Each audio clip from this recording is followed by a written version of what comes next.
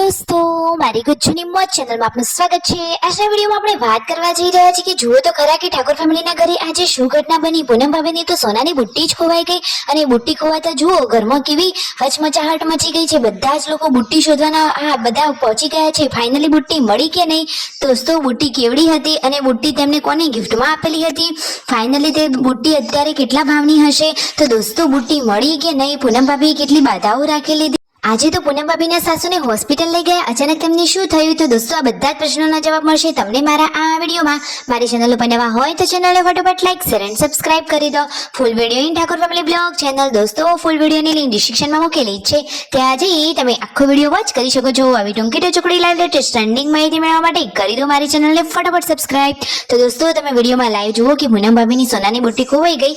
પાર્વતી ભાભીની કાન ઉપર નજર ગઈ ત્યારે તેમને ખબર જ પડી કે આ કાનમાં તો બુટ્ટી જ નથી। પછી બધા જ લોકો જુઓ ઘરના લોકો શોધવા માટે પહોંચી ગયા છે। બધા જ લોકોએ બધે જ શોધ્યું પરંતુ ક્યાંય બુટ્ટી મળી ન હતી। પરંતુ પછી જુઓ તો ખરા, કહેવાય છે ને કે મહેનત ન હોય એ ક્યાંય ના જાય। તો પછી અહીંયા ઘરના આ દરવાજાની પાસેથી જેન્સુને જ આ બુટ્ટી મળી ગઈ। જુઓ રાકેશભાઈ આ વિડીયોમાં તમને નજીકથી બતાવી રહ્યા છે કે આ સોનાની બુટ્ટી કેવડી હતી। તો દોસ્તો આ રહી આ સોનાની બુટ્ટી।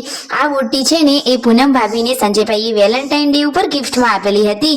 તો જુઓ તો ખરા, કહેવાય એમ કે મહેનતનું ક્યાંય ના જાય। તો ફાઇનલી મહેનતનું ફળ હતું તો રિટર્ન મળી જ ગયું અને બુટ્ટીની ગાડી પણ ઘરમાંથી પાર્વતી ભાભીને મળી ગઈ। તો ફાઇનલી આ તો એકદમ ખુશીની વાત થઈ ગઈ કે બુટ્ટી સહી સલામત મળી ગઈ। અને પછી જુઓ શિલ્પા ભાભી અને પાર્વતી ભાભી આવી ગયા હતા ખેતરમાં। તો જુઓ ખેતરમાંથી હવે 4 પૂડો લઈ ઘરે આવી રહ્યા છે। ઘરે આવ્યા તો તેમના મમ્મી તો શાકની તૈયારીઓ કરી રહ્યા છે। પૂનમ ભાભી પાર્વતી ભાભી બધા જ લોકો અહીંયા બેઠા છે। બપોરનું જમવાનું રેડી છે। રાકેશભાઈ આજે લઈને આવ્યા છે સરસ મજાનો કેરીનો રસ। હવે ઉનાળાની સિઝનમાં તો કેરીનો રસ પીવાની બાકી મજા જ પડી જવાની છે। તો ફાઇનલી જુઓ બધા જ લોકો જમવા બેસી ગયા છે અને ઉનાળાની મોજ મસ્તીમાં આજે તો રસની મજા લઈ લીધી છે।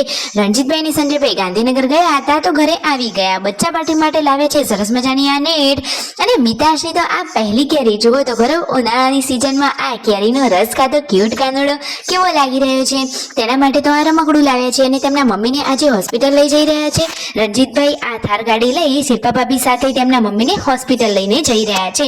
તેમને શું થયું હતું, તો ઘણા ટાઈમથી એમને આ દાંતમાં દાઢનો દુખાવો થતો હતો તો બતાવવા માટે તેઓ હોસ્પિટલે ગયા હતા। પરંતુ હોસ્પિટલે આ શું થયું તમને ખબર છે, હોસ્પિટલે ગયા તો ખરા પરંતુ ડોક્ટરો જ હાજર ન હતા।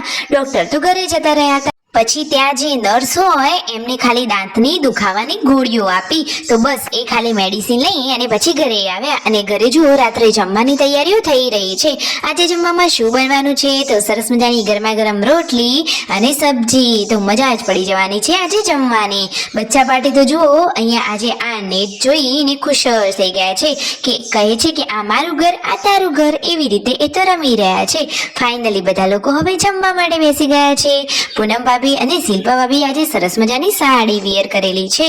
દોસ્તો તમને આ ફેમિલી કેવું લાગે છે, એમના વિડીયો તો સરસ અને ચક્કાસ હોય છે, એમાંથી આપણને કંઈક શીખવા મળે એવા હોય છે। વાત સાચી લાગી હોય તો કરી દો ફટાફટ લાઈક શેર એન્ડ સબસ્ક્રાઇબ।